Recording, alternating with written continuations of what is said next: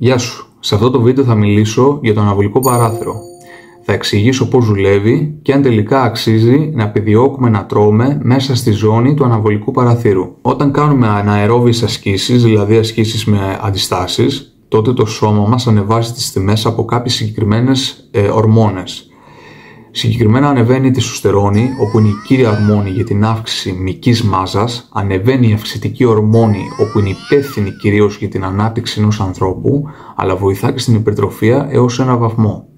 Επίσης ανεβαίνει η ενσουλίνη, που ρυθμίζει τα επίπεδα της γλυκόζης στο αίμα μας, αλλά ανεβαίνει και η κορτιζόλη, όπου είναι η ορμόνη του στρες. Αυτή είναι η ορμόνη που μας καταβολίζει, δεν τη θέλουμε. Αλλά είναι αμοιβαίο κακό. Όταν ασκείσαι, στρεσάρεσαι και περισσότερο, ανεβαίνει η κορτιζόλη σου. Αυτές οι ορμόνες που προανέφερα, τεστοστερόνη, αυξητική ορμόνη, ινσουλίνη, είναι υπεύθυνες στη μυϊκή σου υπερτροφία και στο πώς θα δείχνει το σώμα σου εμφανισιακά. Εφόσον έχεις τελειώσει την προπόνησή σου, αυτές οι ορμόνες διατηρούν μια αύξηση τιμής για έως και μία ώρα. Κυρίως η τεστοστερόνη και η αυξητική ορμόνη όμως. Και μετά επανέρχονται ή πολλές φορές πέφτουν και λίγο πιο κάτω από τα επίπεδα που ήταν πριν κάνεις γυμναστική. Αυτή είναι η μία μεταπροπονητική ώρα, είναι το αναβολικό σου παράθυρο.